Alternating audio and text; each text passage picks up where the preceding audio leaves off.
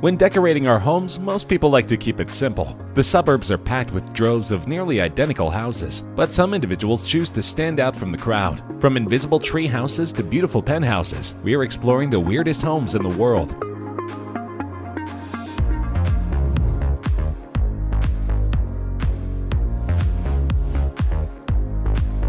If you're the kind of homeowner who values privacy, this is definitely not the house for you. Designed by So Fukimoto, the transparent house in Tokyo, Japan is the definition of an open floor plan. The three-story edifice features various levels of living space within the segmented structure that's great to just hang out on, as if you were perched atop a tree branch. Fukimoto said that he envisioned the structure as a variation on a treehouse, with room to be playful and spontaneous. The extreme openness of the design was at the request of the clients, a young couple with no children. In case you're wondering how the couple ever manages to get time alone, curtains were installed to provide temporary partitions that address the concern for privacy and separation at night. Of course, this house isn't for everyone, but because of the massive amount of press the house received, Fukimoto frequently gets requests for similar designs.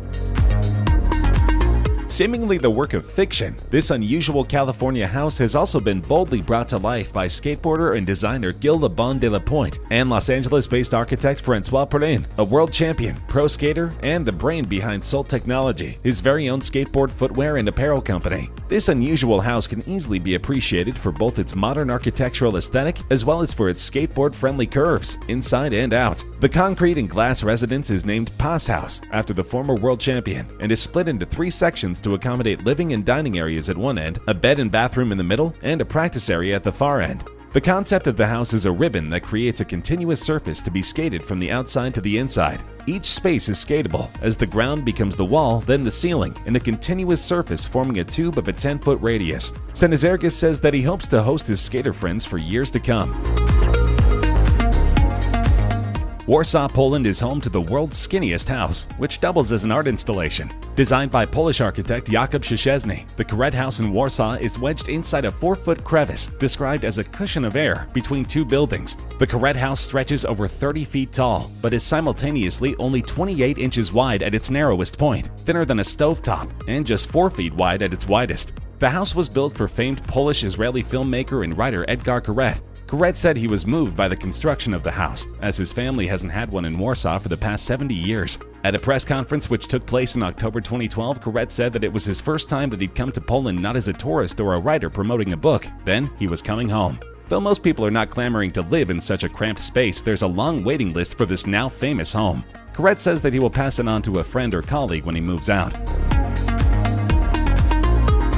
Fed up with high mortgage prices in the countryside, a man decided to build his very own eco-friendly hobbit house in a woodland. Simon Dale, a freelance photographer, spent only £3,000 on a hillside home in Wales and built it in less than 4 months, using little more than a chainsaw, a hammer, and a 1-inch chisel. Despite not having experience as a carpenter or contractor, he was determined to build a home that was at one with nature, embracing the landscape around him and using mostly recycled materials. With this ethical drive, Dale scrounged up wood and branches and laid out the framework for his woodland abode. He invites the obvious comparisons to J.R.R. Tolkien's The Hobbit. The mound of earth wouldn't be out of place in the fictional fantasy wonderland, the Shire. Simon lives in the house with his writer and gardener wife and 2 children, and insists that building an eco-home from scratch is easy. This kind of building is accessible to anyone. My main relevant skills were being able-bodied, having self-belief and perseverance, and a maid or 2 to give me a lift now and again.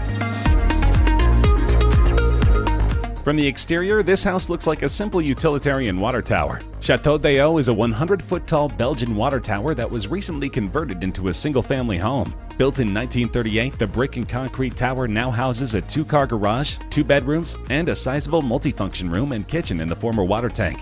The occupants can also ascend to the rooftop terrace, where they can observe the surrounding village of Sternakerziel. Chateau d'Eau was designed by BAM Design Studio. It was in service until the 1990s, and was even used as a watchtower by the Nazis when they took over Belgium in World War II. The exterior of the 6-story structure was originally renovated prior to the interior restoration, which began in 2007. Once the damaged concrete columns were repaired and painted, brick joints were completely removed and replaced, and the windows in the floor top were enlarged. The architect and his team proceeded to work on the interior design. This Brooklyn penthouse was long considered unsellable. While the real estate was prime, agents had an impossible time finding a buyer. That is until 2017, when an unnamed buyer dropped $17 million on the apartment. It's a triplex penthouse in Brooklyn, a 633 square meter spread atop the landmark Clock Tower building. The building is a former cardboard box factory built in 1914. The incredible penthouse features 4.2-meter-tall clock faces on every wall that allow plenty of natural light, while also providing amazing views of the Brooklyn Bridge and the New York Harbor. The jaw-dropping 6,813 square feet penthouse offers you a 360-degree view of the city, overlooking the Brooklyn Bridge and Manhattan. Its signature feature, however, are the 4 massive clocks, installed in 14-foot-high round windows on each wall. The 3-story apartment, with the ceiling going from 16 to 50 feet in height, also has a glass elevator running up its center. Based on the enormously popular 1960s cartoon The Flintstones, this San Francisco house is modeled after the fictional town of Bedrock and comes complete with dinosaur statues and prehistoric decor. With the words Yabba Dabba Doo inscribed on the lawn, it's clear that the owner of this home is a bit obsessed with the program. But not everyone felt the same way about this unique property. Neighbors tried to forcibly remove the Flintstones motif by declaring the house a public nuisance. The court battle rages on to this day, with many activists standing up for the one-of-a-kind home. The house was purchased by Florence Fang in the 1970s for $2.8 million. Rather than cherry trees or a vineyard, Miss Fang installed 15-foot dinosaur statues as well as a giant metal woolly mammoth and giraffe, a garden of colorful oversized mushrooms, and a rainbow and peacock sculpture. One California man took downsizing to a new extreme. Jeff Wilson, a professor at the University of Texas, converted a 6-square-foot dumpster into a fully functional home, complete with running water and kitchen.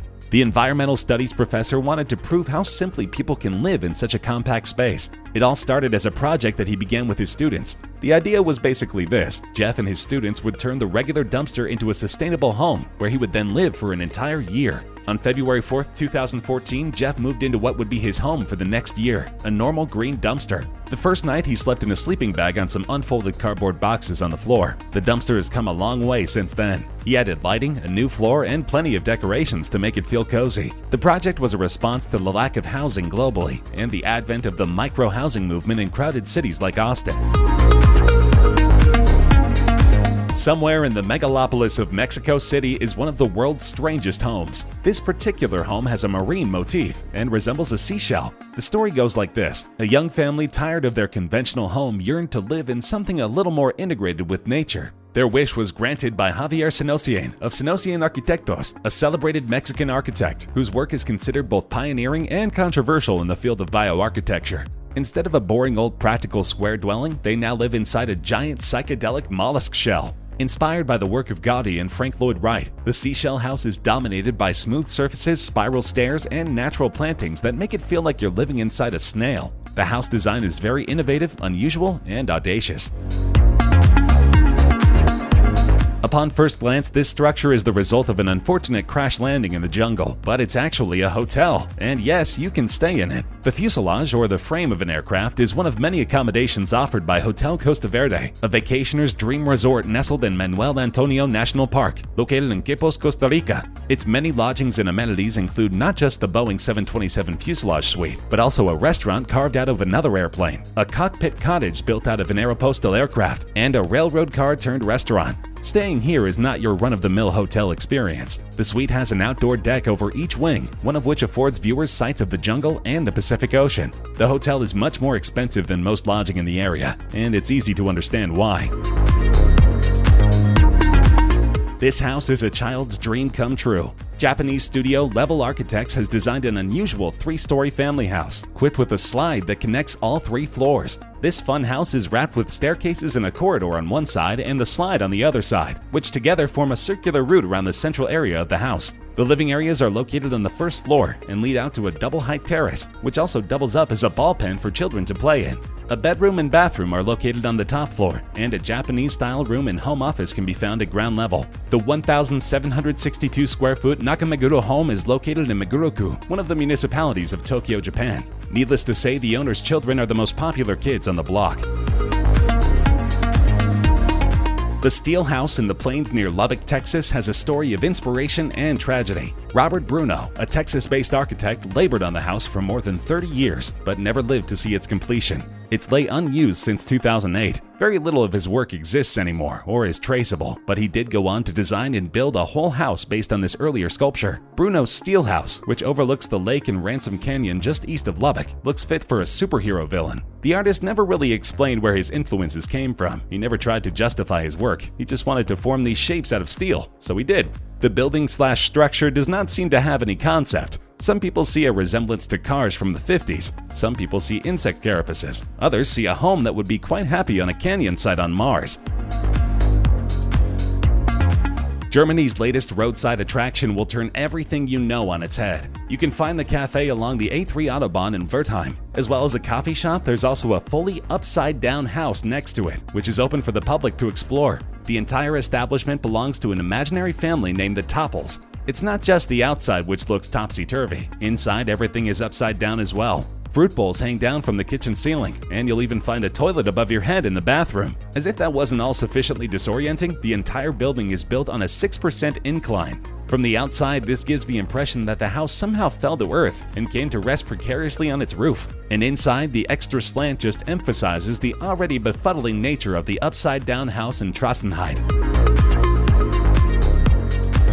A contender for Korea's wackiest museum, Mr. Toilet House is the former residence of Suwon's mayor, the late Sim Jae-duk. Appropriately designed like a toilet, it houses hilarious feces-related exhibits and a sculpture garden, as well as covering more serious sanitation issues. The museum is also an NGO established to improve public sanitation worldwide. Kids especially will love it, and there's a children's museum across the road with an observatory deck for viewing the toilet house. During the 1990s, the then mayor of Suwon City, Mr. Sim Jae-duk, was well known for promoting and beautifying South Korean public toilet culture. His passion for the potty was so rich that in 2007 he completely redesigned his house of 30 years into the shape of a toilet seat. Upon Mr. Sim's death in 2009, the house was donated to Suwon City, who converted the building to a toilet culture museum the following year in his honor. The toilet museum now serves as a testament to his legacy.